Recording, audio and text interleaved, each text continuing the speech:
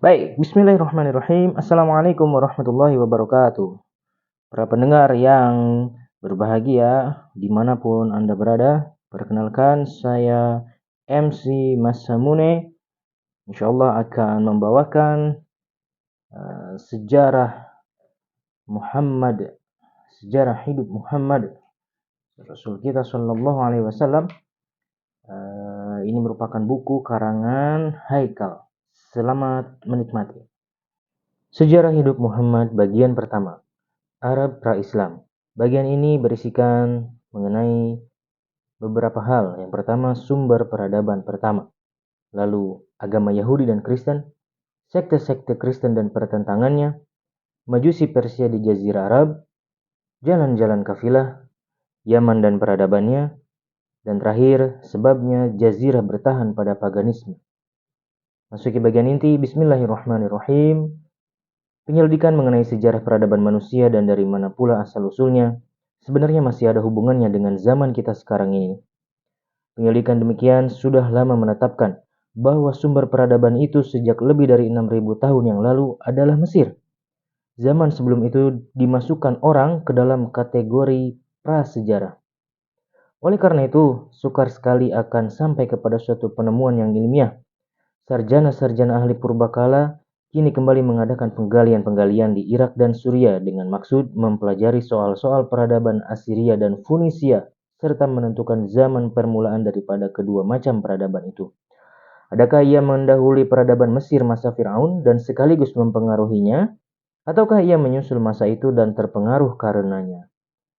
Apapun juga yang telah diperoleh sarjana-sarjana arkeologi dalam bidang sejarah itu, sama sekali tidak akan mengubah sesuatu dari kenyataan yang sebenarnya, yang dalam penggalian benda-benda kuno Tiongkok dan Timur jauh sebelum memperlihatkan hasil yang berlawanan. Kenyataan ini ialah bahwa sumber peradaban pertama, baik Mesir, Funisia atau Assyria, ada hubungannya dengan Laut Tengah, dan bahwa Mesir adalah pusat yang paling menonjol membawa peradaban pertama itu ke Yunani atau Romawi. Dan bahwa peradaban dunia sekarang, masa hidup kita sekarang ini, masih erat sekali hubungannya dengan peradaban pertama itu. Apa yang pernah diperlihatkan oleh Timur jauh dalam penyelidikan tentang sejarah peradaban tidak pernah memberi pengaruh yang jelas terhadap pengembangan peradaban-peradaban Firaun, Assyria atau Yunani. Juga tidak pernah mengubah tujuan dan perkembangan peradaban-peradaban tersebut. Hal ini baru terjadi sesudah ada alkulturasi dan saling hubungan dengan peradaban Islam. Disinilah proses saling pengaruh mempengaruhi itu terjadi. Proses asimilasi yang sudah sedemikian rupa sehingga pengaruhnya terdapat pada peradaban dunia yang menjadi pegangan umat manusia dewasa ini. Peradaban-peradaban itu sudah begitu berkembang dan tersebar ke pantai-pantai Laut Tengah atau sekitarnya, di Mesir, di Assyria, dan Yunani sejak ribuan tahun yang lalu. Yang sampai saat ini perkembangannya tetap dikagumi dunia. Perkembangan dalam ilmu pengetahuan dan teknologi, dalam bidang pertanian, perdagangan, peperangan, dan dalam segala bidang kegiatan manusia. Tetapi semua peradaban itu, sumber dan pertumbuhannya selalu berasal dari agama. Memang benar bahwa sumber itu berbeda-beda antara kepercayaan Trinitas Mesir Purba yang tergambar dalam Osiris, Isis, Horus, yang memperlihatkan kesatuan dalam penjelmaan hidup kembali di negerinya serta hubungan kekalnya hidup dari bapa kepada anak, dan antara paganisme Yunani dalam melukiskan kebenaran, kebaikan, dan keindahan yang bersumber dan tumbuh dari gejala-gejala alam berdasarkan panca indera. Demikian sesudah itu timbul perbedaan-perbedaan yang dengan penggambaran semacam itu dalam berbagai zaman kemunduran itu telah mengantarkannya ke dalam kehidupan duniawi. Akan tetapi, sumber semua peradaban itu tetap membentuk perjalanan sejarah dunia yang begitu kuat pengaruhnya sampai saat kita sekarang ini. Sekalipun peradaban demikian hendak mencoba melepaskan diri dan melawan sumbernya sendiri itu dari zaman ke zaman, siapa tahu, hal yang serupa kelak akan hidup kembali.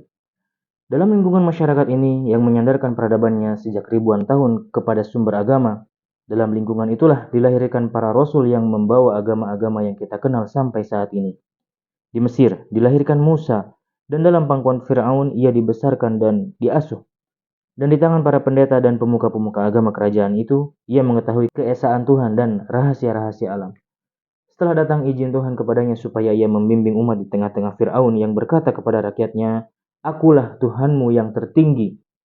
Ia pun berhadapan dengan Fir'aun sendiri dan tukang-tukang sihirnya. sehingga akhirnya terpaksa ia bersama-sama orang-orang Israel yang lain pindah ke Palestina. Dan di Palestina ini pula dilahirkan Isa, ruh dan firman Allah yang ditiupkan ke dalam diri Maryam. Setelah Tuhan menarik kembali Isa putra Maryam, murid-muridnya kemudian menyebarkan agama Nasrani yang dianjurkan Isa itu. Mereka dan pengikut-pengikut mereka mengalami bermacam-macam penganiayaan. Kemudian, setelah dengan kehendak Tuhan, agama ini tersebar, datanglah Maharaja Romawi yang menguasai dunia ketika itu, membawa panji agama Nasrani. Kemudian, seluruh kerajaan Romawi kini telah menganut agama Isa. Tersebarlah agama ini di Mesir, di Syam, dan Yunani. Dan dari Mesir menyebar pula ke Ethiopia. Sesudah itu, selama beberapa abad kekuasaan agama ini semakin kuat. Semua yang berada di bawah panji kerajaan Romawi dan yang ingin mengadakan persahabatan dan hubungan baik dengan kerajaan ini berada di bawah panji agama Masehi itu. Berhadapan dengan agama Masehi yang tersebar di bawah panji dan pengaruh Romawi itu, kini berdiri pula kekuasaan agama Majusi di Persia yang mendapat dukungan moral di timur jauh dan di India. Selama beberapa abad itu, Assyria dan Mesir yang membentang sepanjang Funisia telah merintangi terjadinya suatu pertarungan langsung antara kepercayaan dan peradaban Barat dengan Timur. Tetapi dengan masuknya Mesir dan Funisia ke dalam lingkungan Masehi telah pula menghilangkan rintangan itu. Paham Masehi di Barat dan Majusi di Timur sekarang sudah berhadap-hadapan muka. Selama beberapa abad berturut-turut, baik Barat maupun Timur, dengan hendak menghormati agamanya masing-masing, yang sedianya berhadapan dengan rintangan alam, kini telah berhadapan dengan rintangan-rintangan moral. Masing-masing merasa perlu dengan sekuat tenaga berusaha mempertahankan kepercayaannya, dan satu sama lain tidak saling mempengaruhi kepercayaan atau peradabannya, sekalipun peperangan antara mereka itu berlangsung terus-menerus sampai sekian lama. Akan tetapi, sekalipun Persia telah dapat mengalahkan Romawi dan dapat menguasai Syam dan Mesir, dan sudah sampai pula di ambang pintu Bizantium, namun tak terpikir oleh raja-raja Persia akan menyebarkan agama Majusi atau menggantikan tempat agama Nasrani. Bahkan, pihak yang kini berkuasa itu malahan menghormati kepercayaan orang yang dikuasainya. Rumah-rumah ibadat mereka yang sudah hancur akibat perang dibantu pula membangun kembali dan dibiarkan mereka bebas menjalankan upacara-upacara keagamaannya. Satu-satunya yang diperbuat pihak Persia dalam hal ini hanyalah mengambil salib besar dan dibawanya ke negerinya. Bila mana kelak kemenangan itu kembali berganti berada di pihak Romawi, salib itu pun diambilnya kembali dari tangan Persia. Dengan demikian, peperangan rohani di barat itu tetap di barat, dan di timur tetap di timur. Dengan demikian, rintangan moral tadi sama pula dengan rintangan alam, dan kedua kekuatan itu dari segi rohani tidak saling berbenturan. Keadaan serupa itu berlangsung terus sampai abad ke-6.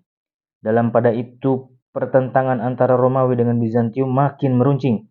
Pihak Romawi yang benderanya berkibar di benua barat sampai ke Gaul dan Celt di Inggris selama beberapa generasi dan selama zaman Julius Caesar yang dibanggakan dunia dan tetap dibanggakan, kemegahannya itu berangsur-angsur telah mulai surut. Sampai akhirnya Bizantium memisahkan diri dengan kekuasaan sendiri pula, sebagai ahli waris kerajaan Romawi yang menguasai dunia itu. Puncak keruntuhan kerajaan Romawi ialah tatkala pasukan Vandal yang buas itu datang menyerbunya dan mengambil kekuasaan pemerintah di tangannya. Peristiwa ini telah menimbulkan bekas yang dalam pada agama Masehi yang tumbuh dalam pangkuan kerajaan Romawi. Mereka yang sudah beriman kepada Isa itu telah mengalami pengorbanan-pengorbanan besar, berada dalam ketakutan di bawah kekuasaan Vandal itu.